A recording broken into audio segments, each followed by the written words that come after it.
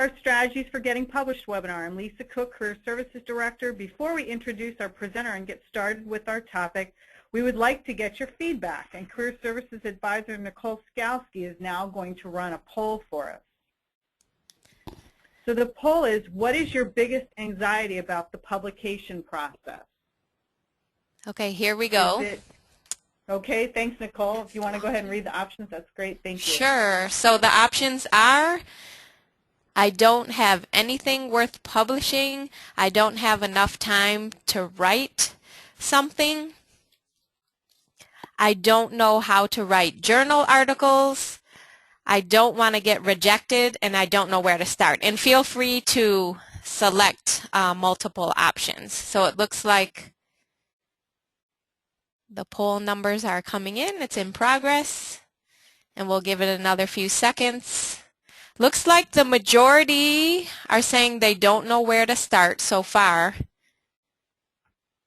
So that'll help our presenter with knowing where to focus and answer questions. And I don't know how to write journal articles specifically. Okay, we're going to go ahead and close it, and it looks like the top answer is I don't know where to start. So we're closing. I'm going to share the results here. Again, 62% don't know where to start, 40% I don't know how to write journal articles. Almost equal, 25 and 24% don't want to get rejected and do not have enough time to write something. Okay, thank you for everyone sharing that, and we'll continue on with the topic. And if you don't know where to start, you've come to the right place, because we have an excellent expert faculty presenter. I would like to introduce Dr. Daniel Salter, who is our Director of Strategic Research Initiatives for the Center for Research Quality, and also a faculty member in the Richard W. Riley College of Education Leadership. So Daniel, I'm going to pass it off to you. Thanks, Lisa, and thanks, Nicole, for running that poll. You're right, we are going to tackle all of these things, and definitely you've already tackled how to get started by coming here. So let me tell you a little bit about myself first. I've been at Walden for 8 years, in the Center for Research Quality for 3. Prior to that, I was in the Richard W. Riley College of Education and Leadership as a faculty person and PhD in education. Prior to coming to Walden, I was at the Pennsylvania State University for 8 years, and I still live in Happy Valley here. I did my PhD at Ohio State University, and because there was no internet prior to that time, I guess I didn't really exist. So my first publication, I just found it online, as a matter of fact. The journal that was published in made it available 20 years ago.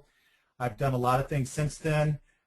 You know, I've got 40 things that you can look at if you're in the ResearchGate social media place. You can find them there, a lot of different sort of stuff. I've been on a number of editorial boards. I've been an editor, and currently I'm the quote-unquote executive editor for the 4 research journals that we have at Walden here. So I think I got a little bit of background to kind of talk about this. There really are no simple solutions, but I do want to kind of give you a sense of the larger challenge in front of you and maybe demystify it a little bit and give some guidelines. So Lisa, or whoever can, there we go. So quickly, the objectives for this session are what you might expect. We want to look at some of the reasons for publishing, look at some of the different audiences and venues that you can publish your research, develop some strategies for focusing it, and I've got some tips later on in the presentation here. And I think it's important that you understand the publication process a little bit. So I got one slide, not to scare you, but to just give you some realistic understanding of what happens to your article as it moves through the process. And certainly we have a lot of times for questions. So why publish your research? Many of you are probably familiar with this notion of stewards of the discipline that was offered by the Carnegie Foundation to describe what a doctoral degree is about. And there are 3 things, and I think they relate directly to this. One, generation of new knowledge. I mean, that's why you've kind of assumed this role in the first place, and you really, some people view it as irresponsible if you don't publish your capstone research in some way. The second thing is conservation, and I just want to say that my opinion here is that academic types and learned people like ourselves, we need a stronger voice in the current environment, and one way to get that out there is through publication. And finally, transformation of knowledge for others. That's what we want to talk about here, is how do you get it out there? How do you explain it? And that's probably one of the harder parts is moving from your dissertation or your doctoral study into something that is understandable. The other reason you want to do it, and that's why we're here, is to help you get ahead in the place where you work. Some places value it more. You know, if you're on the tenure track and you're in a faculty position, publications are valued in maybe a different way than as something that might be seen as professional development in another environment. All right, so types of publications to consider. You know, one of the biggest challenges, and we're going to talk about this over and over again, is getting it down into what I would call the manageable bite of research that you want to tell or to share in a publicized kind of article or document or something. So one of the ways is start seeing the different types of things that are published often. Certainly a lot of things are done as pure research or original contributions, and it's most likely that your capstone fits here because you have identified a gap in the research or a gap in practice. For example, I got an example here I'm going to talk through. Perhaps you've done a research study on comparing face-to-face chat with real-time chat, and you found in it that, and some research suggests this, that it is more anxiety-producing, oddly enough, to be in an online chat like through Skype than it is to talk to somebody face-to-face. So that might be your original contribution. You could write that up as an article. Another type, and a lot of students do this, is outcome or evaluation studies. So perhaps you want to evaluate, you know, that, for example, at least in the Career Center, they decide to do more career advising through online, through Skype, than maybe what they've done before. And they compare those and see which, you know, does that have some impact on the advising relationship in some way. So that could be an evaluation study. Sometimes you may be using a methodology in your research that is so unique and so interesting in the way that you've spun it that even that can be an article. For example, you know, there's a lot of new ways that we can collect information on you as you're looking at your computer. We can set your little video cam to watch how many times you look down at the table or look down at your keyboard and count those sort of things.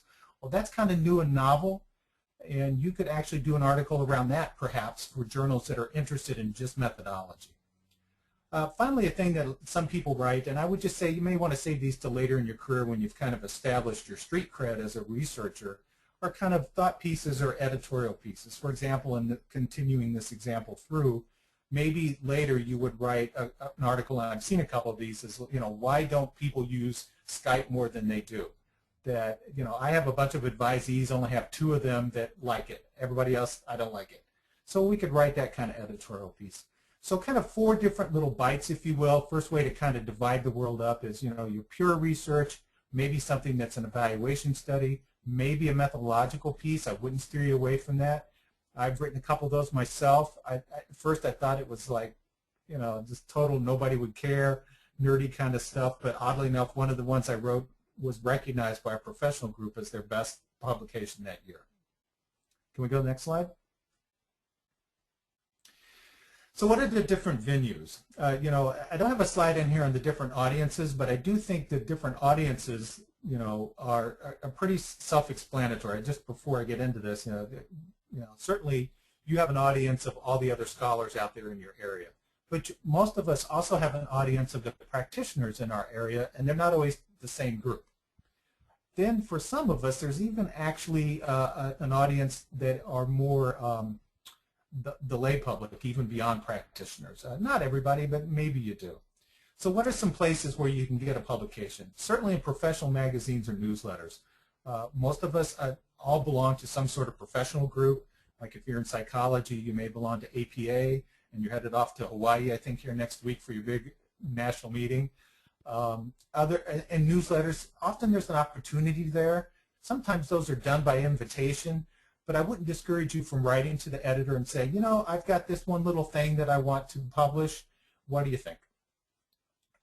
If you're going to say, I want to publish my entire dissertation in your newsletter, they're going to give you a little pushback. But maybe there's a little something in there that you found that would make a nice little soundbite. And we'll talk about some other ways to divide that up in a minute. Books. I get asked a lot about books.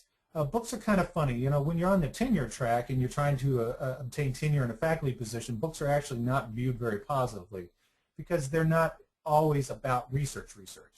I think the better way to view a book is to maybe as a supplement to your research. Books are typically written toward either practitioners or people, you know, maybe even the lay public. Lots around that. We're not going to get too into that because I want to focus on professional journals, but you can self-publish these days.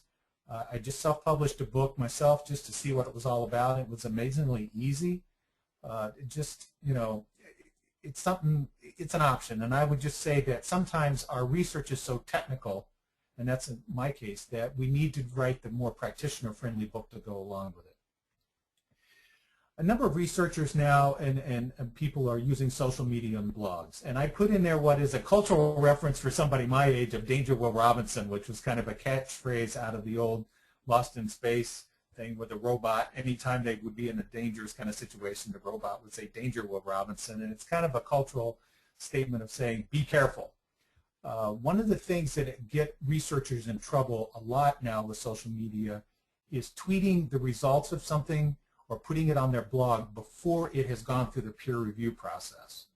And the problem with that is sometimes what you put on your blog and what ultimately comes out in the research article are different.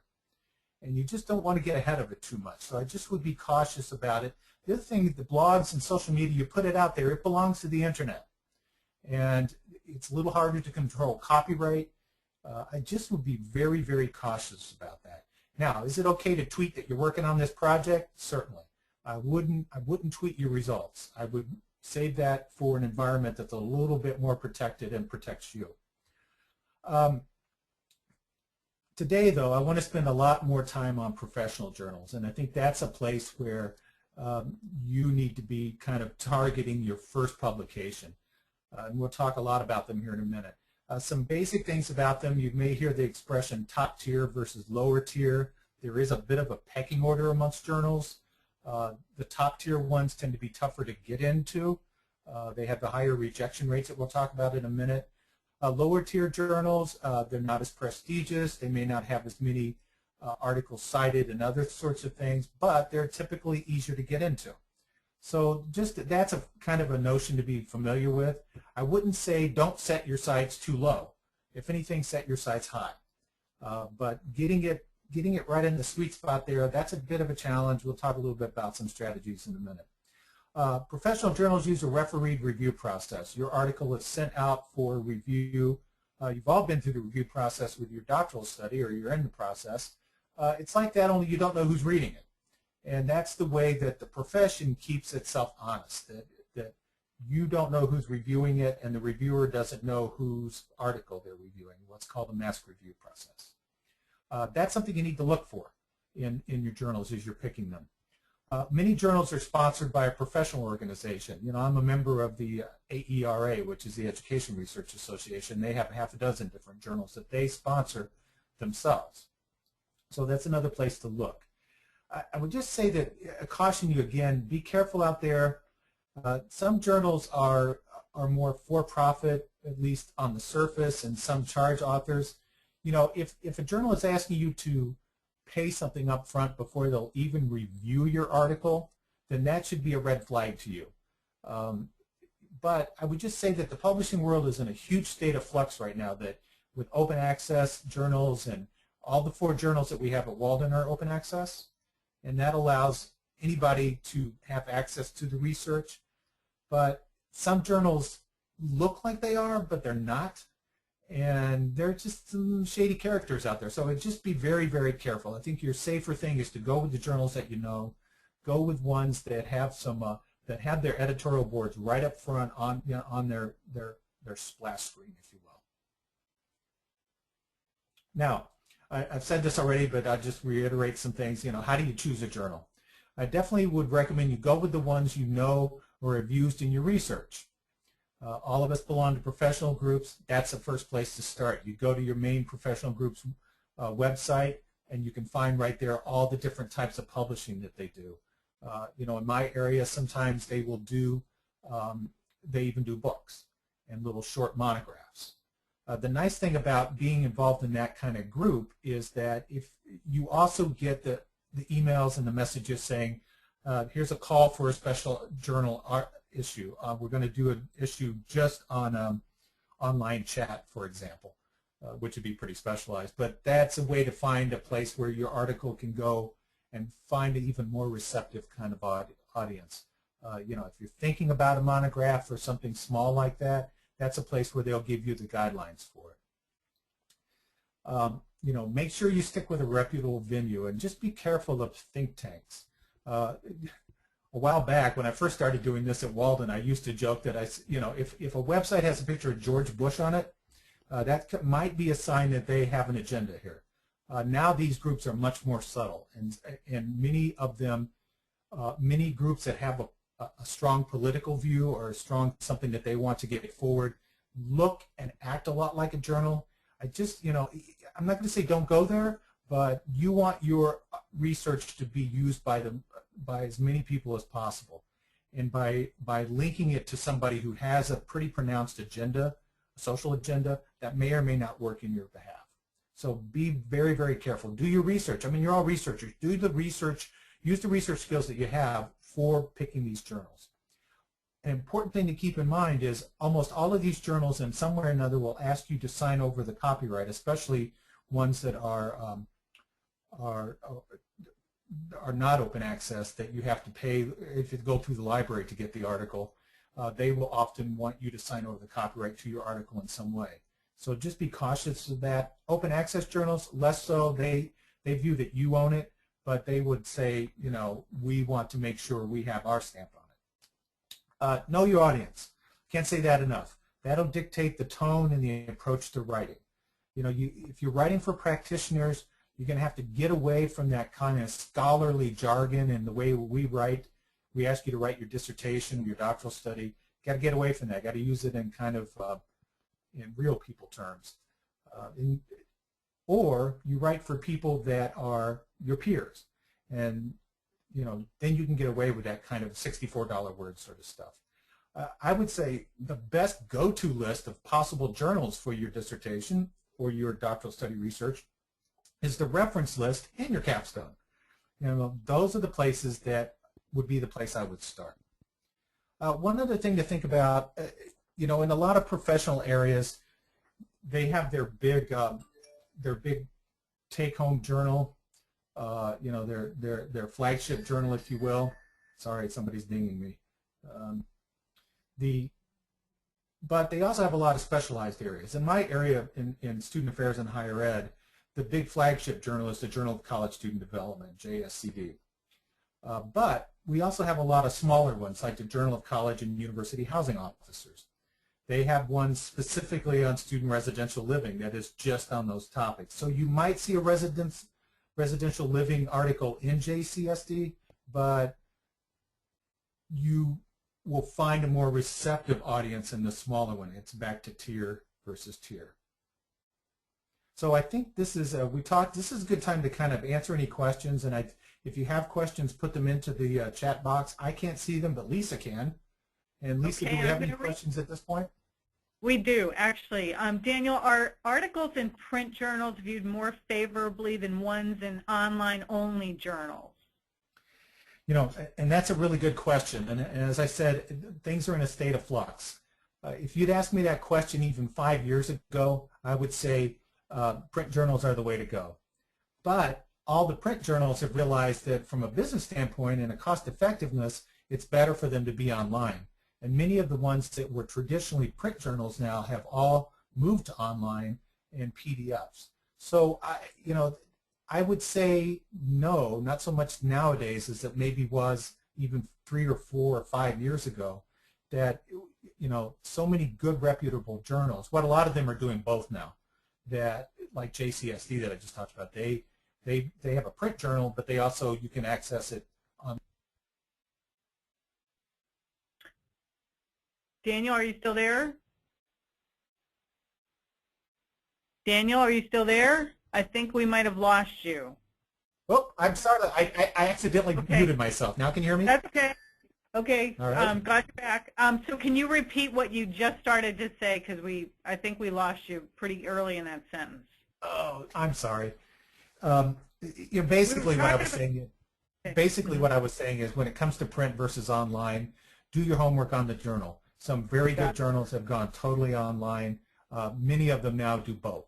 And I think you'll see in the future that everybody will go to the online format.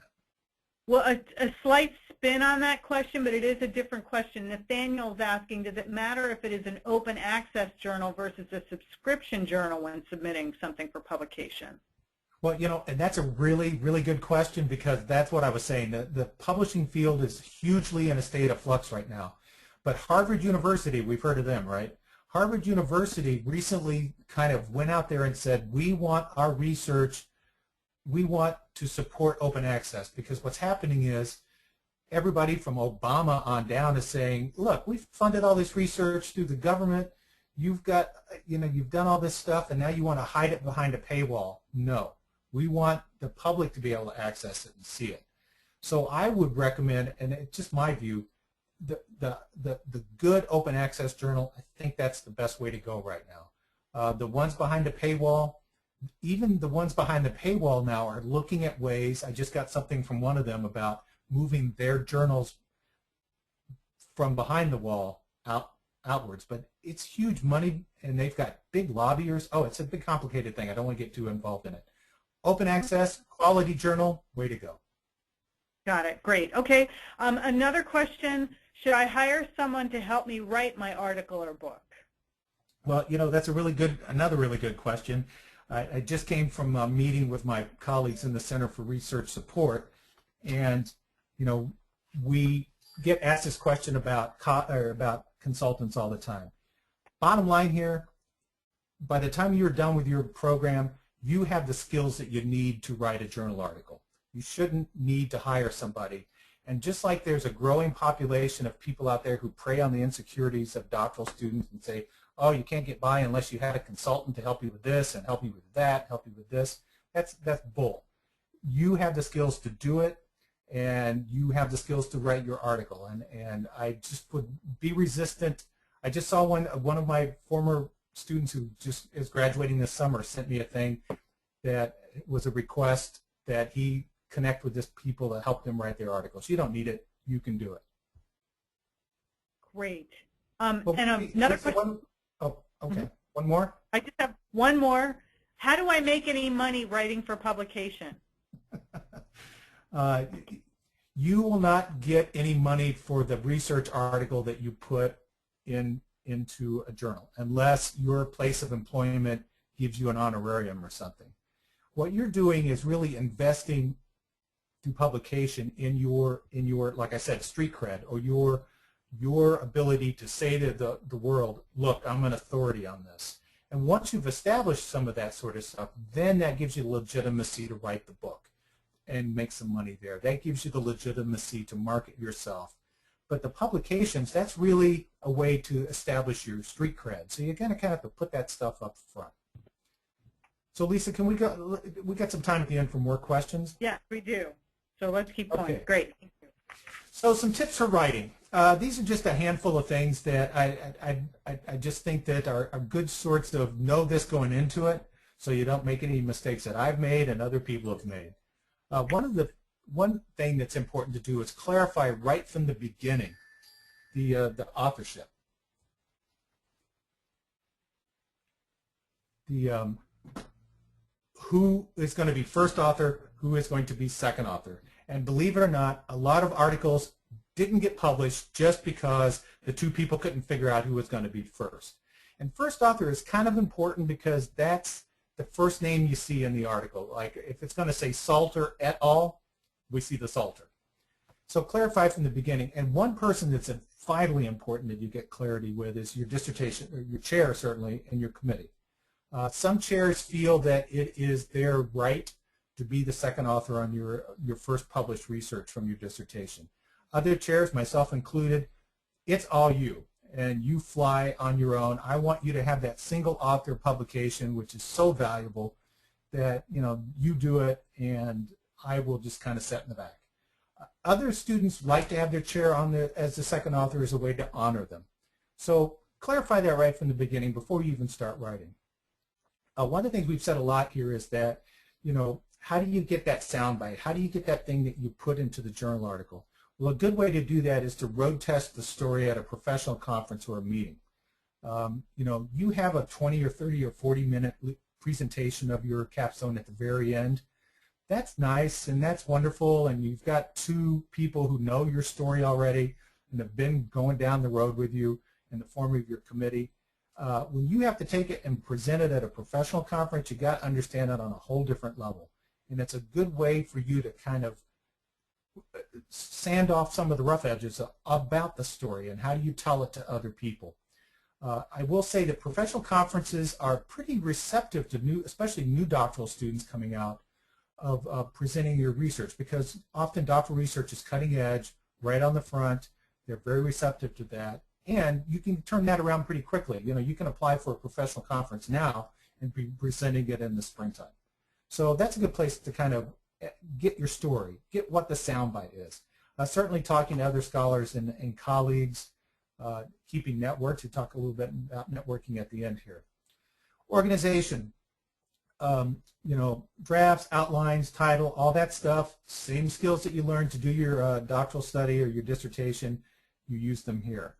Often get asked about how big a journal article is. Well, a journal article front to back is typically about 30 double-spaced pages, which includes your reference list. So that should not intimidate anybody who's written a dissertation or written a CAM or anything here at Walden. I mean, that 30 pages is nothing. The challenge there is getting it down to 30 pages, not filling up 30 pages, and telling your story concisely, which is on the next slide here, is a big challenge. Relationship to the capstone. Get asked this a lot. You know, differing schools of thought. I'm kind of in the school of thought that it's easier to start over and to write the journal article right from scratch. Some of my colleagues and people who I respect, they take maybe sometimes easier to take the document that you wrote and edit it down so you're not starting over again. It really does come back to you and how you work, and I think you will know that for yourself. Personally, I think it's just easier to start over. Journal writing style. A few things about that. Be concise. You have very little space to tell your story. You've read a lot of research articles. You know that they're not as long as a dissertation or a doctoral study. So a lot of the stuff that you tell on background and materials, that stuff can be omitted. The other thing you've got to clean up is passive sentence structure. You know, when students think I'm real anal retentive about this, but I'm terrible about I don't let anybody use sentences like "it is blah blah blah" or "there are blah blah blah." When you write more actively, you also write shorter sentences so you can cram more content in. Important thing: be sure to discuss application and implications. We are all in applied sciences here at Walden. Every journal is going to want you to address the "so what" question in the article. Take a look at those articles in that journal, because sometimes that appears in the introduction, sometimes it appears in the discussion. They're going to be looking for it. Be aware of the journal's unique style. You know, some journals have norms and accepted notions and about abstracts and stuff. You know, some journals allow you only a 50-word abstract. Others will allow you as much as 200 words as an abstract. Some journals tolerate a lot of graphics. Certainly print journals don't. Even color in that. Get to know the journal. Do your research. A wake-up call for a lot of students doing their first article is that not all journals use APA. Some use Chicago style. It's a subtle kind of difference, but pay attention to that. Next slide, please. There we go. Revise, revise, revise. Have others read your manuscript. And this is where it's important. We're going to say in a little bit to have yourself a little group. Proofread your text and your citations. Once you're done and away from here, you don't have our universally grand writing center to help you. We assume you know how to write, and we assume you know how to do APA. And if a document's sloppy, we're going to talk about why they get rejected in a minute. If it's sloppy, they might not even read it in the first place. Do it their way. Once you go through the review process, we're going to talk about it a little bit here in a minute, is you're going to get feedback from the editors and the reviewers. It's important that you respond to every single point that you get back from them. And sometimes your response can be, I want to leave it this way, or this is the best way, or because, you know, they're reading your research for the first time, you understand it inside out. The other thing is meet their deadlines. even though I've got an article just accepted for publication, I send it to them. They've been diddling around with it now for months. I get it from them and say, we want it turned around now in 2 weeks. And I'm going to get it turned around, but sometimes they have very short deadlines for what they want to do. I can't stress this last thing enough. Have a really, really thick skin. You know, when you're working on your doctoral study here, all of us are generally nice, pleasant people to be around. We want you to be successful. We give you a lot of warm fuzzies. Oh, you're doing great and wonderful. You're going to find that some editors and reviewers are not that positive. And I've had things said to me in reviews that just astound me, and using a lot of four-letter words and a lot of expletives and how crappy my research is and blah, blah, blah. You just got to roll with it, because you just have to have a thick skin, and you can't let it get to you. The other thing to know is sometimes you may be so, and you probably have, if you haven't defended your doctoral study or dissertation yet, one of the moments you'll have on that call is you'll realize that you know more about your subject than both the other people on the call. And that's wonderful. That's what we want. That problem also, though, finds itself out in the reviewers, that sometimes they won't get it. And that's a point that's going to be here on our next slide here. So Lisa, next one, please. All right. Don't want to scare you, but here's a little graphic that tells you about the publication process and how long it takes. I just want to kind of run through it really quick so that you have a realistic understanding of what we're talking about here from a timing standpoint. Because if all of you are thinking that you're going to get off this call, write an article, and have it published by December, I want to deconstruct that a little bit. So your research question, you do your research, you got your results. That could take years to do. You finally get an article idea, you write it up, you submit it for, and writing it up can take months sometimes, you know, it depends on you. You submit the manuscript, and then it goes into the mass review that we're talking about, that somebody, an editor, will send it out, 2 or 3 people will read it, give their feedback, and it will come back. A quick turnaround is 3 months. I've had articles be in the review process for as much as 12 months. It tends to be more close to 3, but sometimes longer. Rarely will you get an article back where the editor said, we want to accept it just as it is. When you give people a chance to give feedback, they're going to give feedback. So what you typically get back from a journal that wants to accept your article is a revise and resubmit. They're going to have some suggestions. Here are some things to do. As I said before, make sure you respond to all of them. You can be in the revise and resubmit process for a while. A lot of journals will only have you do that once, and then the editor reads what you've done and move that forward. Sometimes they might send it back to another review process, but revise and resubmit, that's what you want. It's the rare journal that will take something as is. So revise and resubmit, that's typically what happens. Then you get accepted, and then depending on the journal, you go into their publication queue. And one thing you need to know that, especially for top-tier journals, they have maybe sometimes 6 months. I just got a note from one of the journals I used to be on by mistake, but they have such a backlog that they are saying to the editorial board now, please be tougher. We've got such a backlog of accepted articles that we can't, and this is a print publication, we can't get them all out. The nice thing about online access, and it was good, I mean, open access on online journals are, we're not constrained by that. So like for the 4 journals we have at Walden, you're accepted, it's all cleaned up and ready to go, it goes immediately to, it gets published immediately online. There's no waiting. So some print journals, you may sit in the queue waiting for your article to come out for 6 months or even a year. So it's a long process. It can be from the time you come up with your research question until you get to see it in the journal, it could be 3 years, even in the publication process. Yep. Daniel, can I ask a question relating to that that's in the queue right now? The question is, with so much time between submission and rejection and approval, does that mean that one should not be submitting to other journals in the meantime? Do they have to wait to get a response on that one before they can submit to other journals, or can they submit to several at the same time? You know what? I have that on, I think, the next slide, as a matter of fact. So let me defer that. And there it is, right at the bottom. So let's work our way up from the bottom. Okay. Never, and I put it to the power of 10 here, never, never, never submit the same article to multiple journals. It's just not what we do in this world. That as a matter of fact, you will find that many journals these days, when you submit something, you have to sign a document in some way that says you've not submitted this to another journal.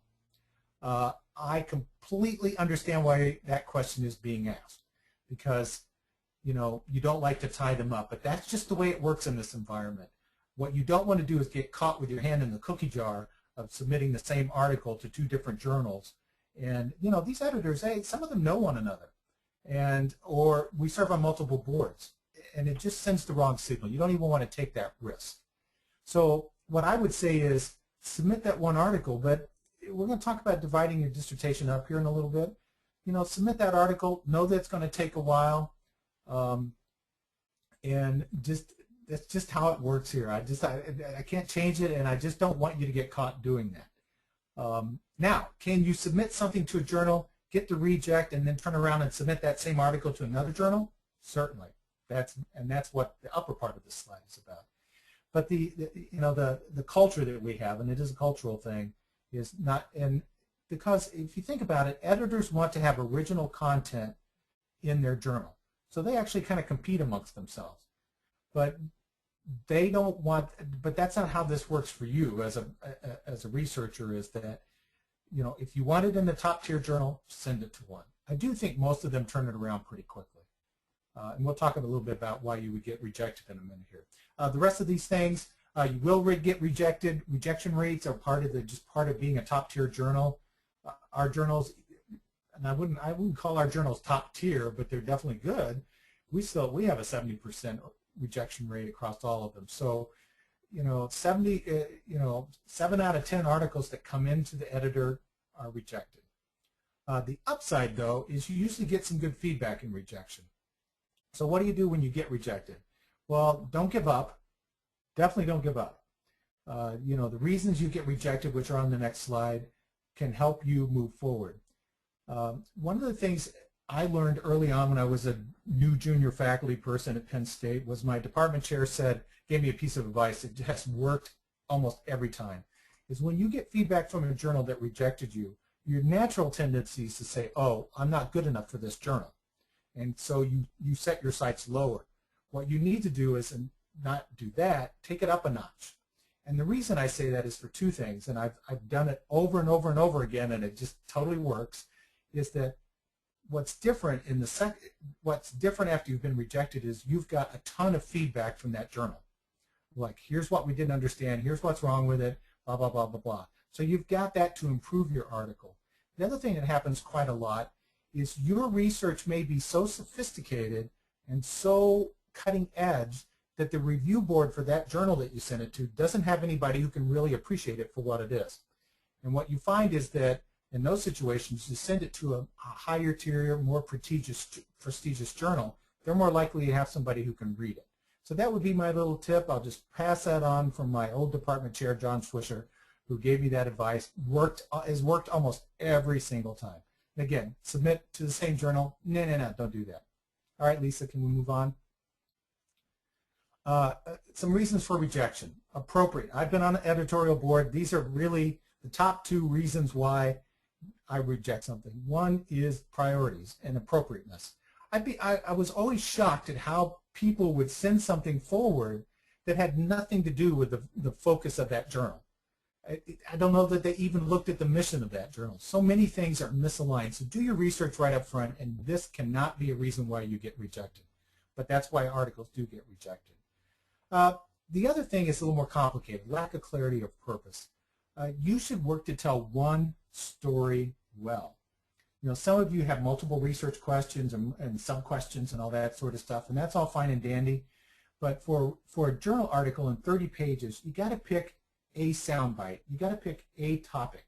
You got to pick one key thing that you found and write that up. I would always refer to these as kitchen sink, everything but the kitchen sink. The person wants to throw everything in that they possibly can in this article. And it just gets confusing and it all gets lost. The other thing that you want to avoid is overanalysis of the same data set. I've got, you collect your data. I'm going to run it as a logistic regression, but I'm also curious about what it would be if I did classification analysis, and I'm going to run this, and I'm going to run that, and it's just, no, just do one analysis well, one story told well. And probably that's, of all the tips here, that's the biggest piece of it. And it's hard to see, but the way to find that out, as I said before, is start telling your story to other people. And one of the things we do in the workshop that I'm going to highlight at the end here, and I got to start talking a little faster, is the 1 minute soundbite. Explain your research to somebody in 1 minute. And if you can do that, what you say there is probably the beginnings of that article. The other thing is technical problems. Read the author's, those things typically don't come to a reviewer, because if an editor sees that from the get-go, they will just send it back. So, get some, if it's sloppy and poorly written and not APA and blah, blah, blah, then don't. Next slide, please. A few recommendations, long haul. Oh, I'm doing fine here. Okay, got some time for questions. Some tips for the long haul to kind of help you look beyond your first publication. I highly recommend you become a reviewer for a journal. Many of the professional groups, once a year, will send a note out to the membership. We're looking for reviewers, volunteer. Believe it or not, journals like having new professionals as well as the old seasoned crusty ones on their review board, because that brings some new life to it. It brings a whole different perspective. And once you've been on that side of it, you're going to get an understanding of what it means to be an author. Communication, keep in touch with the committee, stay professionally involved as much as you can. You probably have a peer group of colleagues now from Walden. Once you get out there, you're part of that infamous 1% of people who have a terminal degree. You may not have anybody in your neighborhood, except where I live, in your neighborhood who have a PhD. So it's important to stay professionally involved. Affinity groups. Try to find a group of people to work on projects together. A good place is certainly online, professional involvement. That's a place to find these folks. I'll tell this quick story, even though I know we're running out of time. You may have heard of the book Women's Ways of Knowing, which was a very pivotal book that talks about the ways women learn that may be different from men. In education, it's a classic book. Well, those 4 authors came up with that idea for that book while they were sitting in a hot tub at a professional conference at the end of the day. Groups work, and they work a lot better than we think. What I've found, and I've done some publications with a couple colleagues, is we switch around who's first author, and then some of the little things in there we try to spin off as an individual article. Research agendas. You should set yourself up. When I was a brand new faculty person, I made my to-do list of 10 articles I wanted to get published. I'd write them up. I'd mark them off the list. I'd do the next one, and I'd mark it off the list. And when I was done, I'd move to the next one. Your job as a scholar is to kind of divide it up and make sure the story, you may not be able to tell all the story in one article. So you need to kind of parse it out to maybe 2. I think most dissertations have 2 articles in them in some way.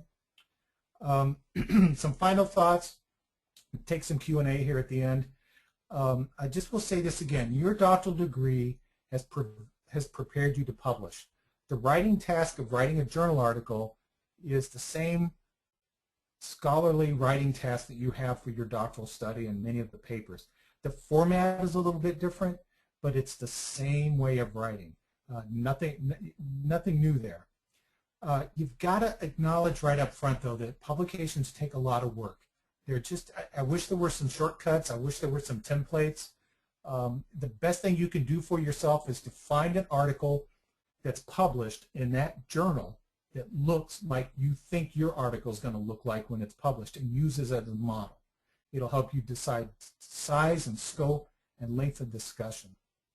The last tip I give you is, based on my 25+ years of doing research and writing, is it's not about you.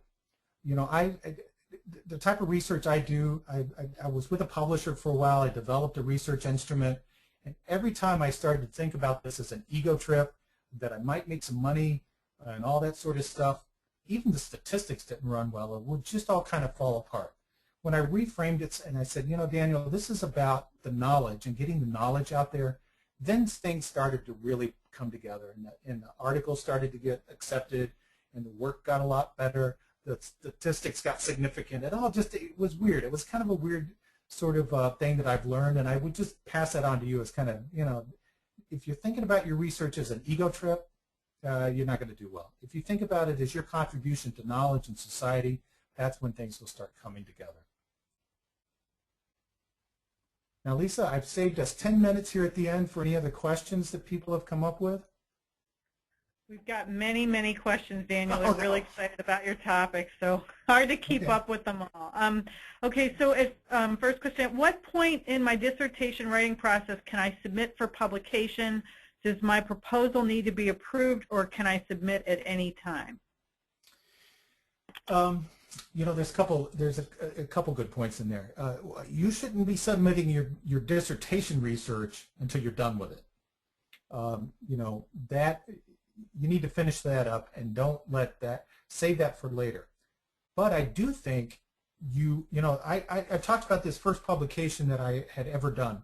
I did it with a colleague of mine. We were in the doctoral program together, and I do research with Myers-Briggs, and he was able to pull a lot of data from the residence halls, and we wrote that up and published that as an article while we were doctoral students, completely unrelated to our dissertation.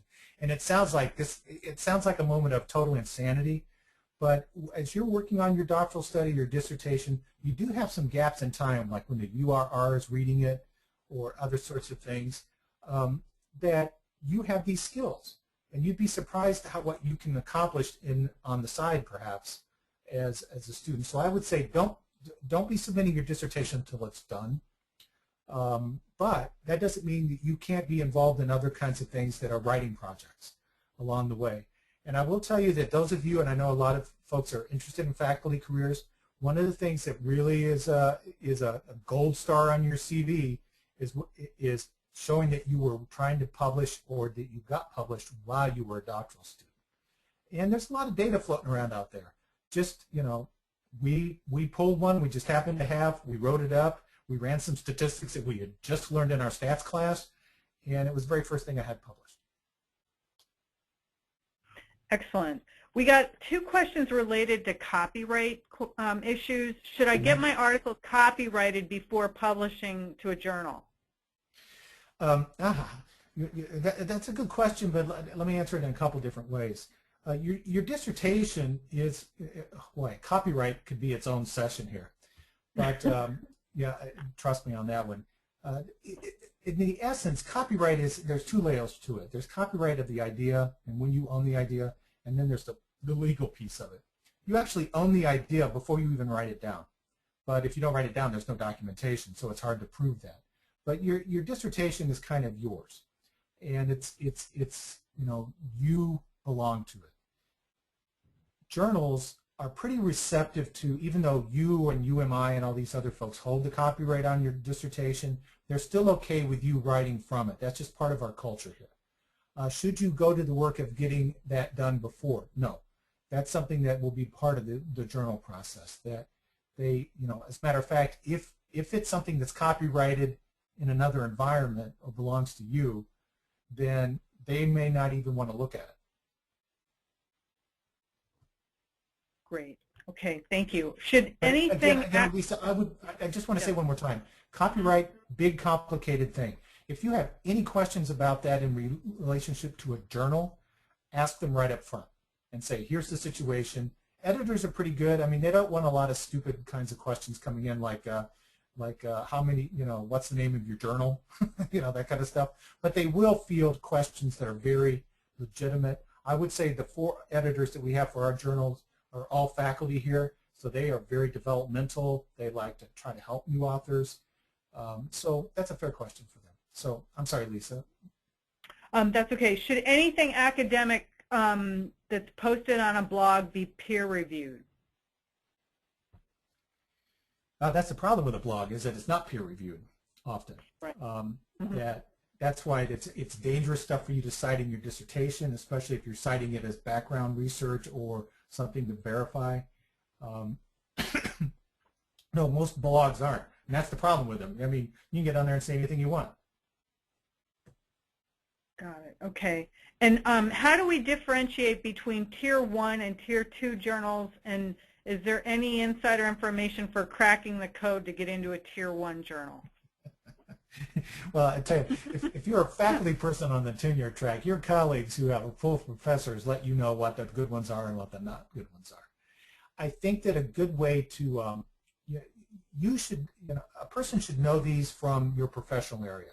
You shouldn't stray too far from your area. So, in your publication. So, like in my area, in mine, I know that the Journal of College Student Development, that's the flagship journal in my area. I just know it because I read their articles. It's part of my own research. I just, I know these sort of things.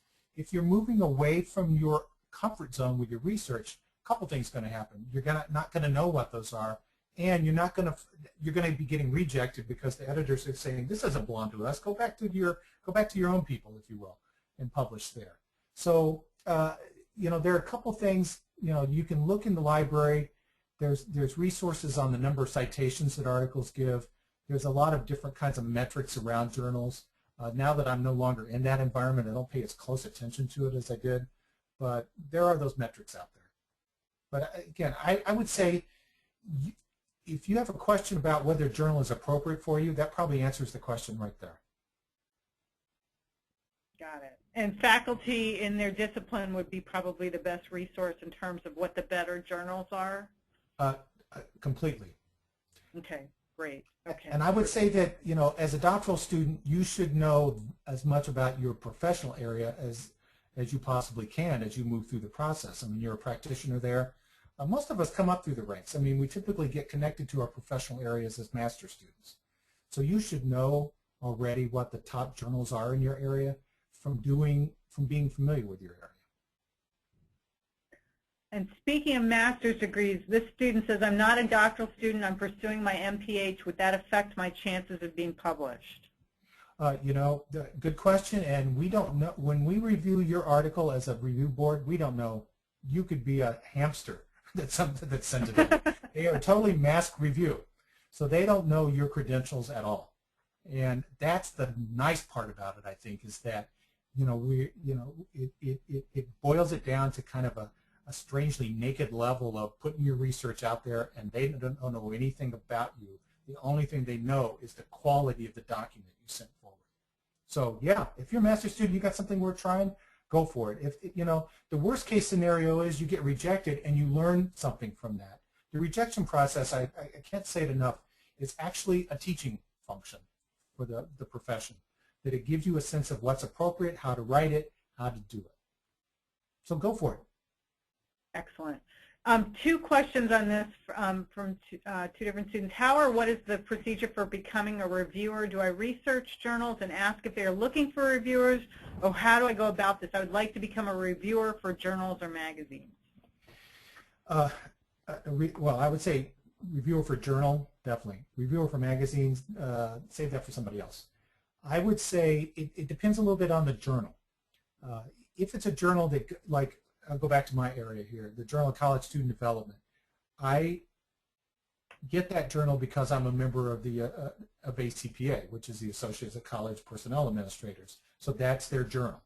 APA has a bunch of journals. AERA has a bunch of journals. All of these groups have their professional journals. They often do once a year kind of a call to everybody. If you don't get that, what you can do is go in, and often the journal itself, almost all the time now, the journal has its own website and talks specifically about that. The other thing is that you can just email the editor directly, and every journal you should be able to find the email address for the editor, send them a note, and ask them, say, how do I get considered to be a member of the board? And they may have a rolling process where they just review people and add them whenever they need. I think most of them have kind of, you get a 3-year term. So a third of the group goes off the board each year and a new group comes on. So there's probably a schedule there. So I would, go back to that journal's webpage, Google the journal. Sometimes they're a little hard to find, especially if they're a print journal that's behind a paywall, like Science Direct or something. But eventually you'll find, that's where you got to use your good research tools and go find that editor. And sometimes those stipulations are also in the journal itself, somewhere along where the guidelines are for authors.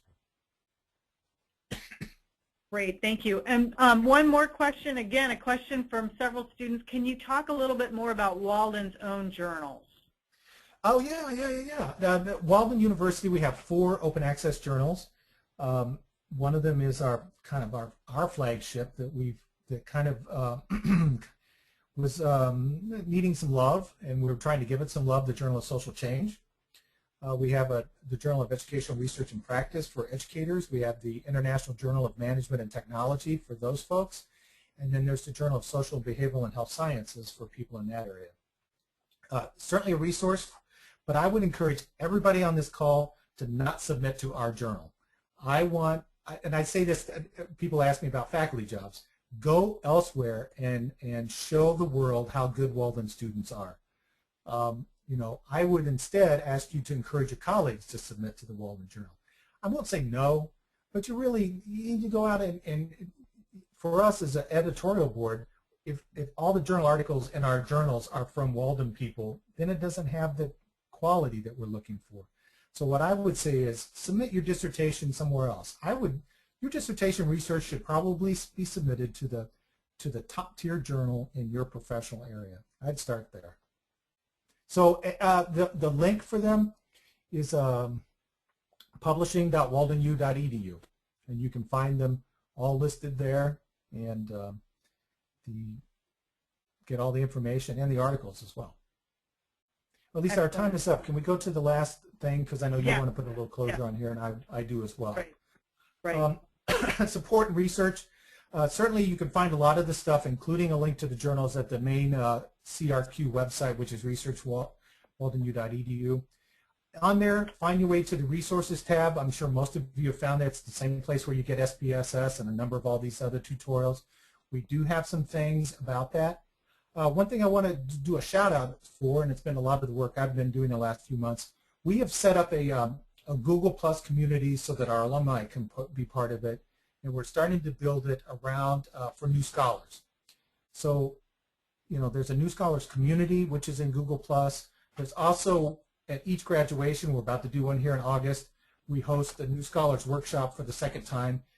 If you're a graduate or you're coming to graduation, you'll get information on this, but it's a face-to-face time with me and some of our colleagues to even get more in the weeds with these sort of things.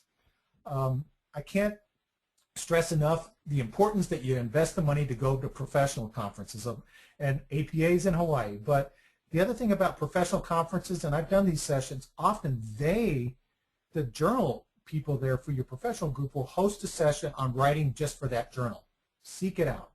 Last thing I would say, and Lisa said this up at the beginning, if you have some additional questions that didn't get answered here, tweet them to the Center for Research Quality. There's our Twitter, @Walden Research, and we can take it from there. If you want more information on the New Scholars community, we have a special website, nsw@waldenu.edu. I think that's everything. Lisa, I need to shut up so you can wrap us up here.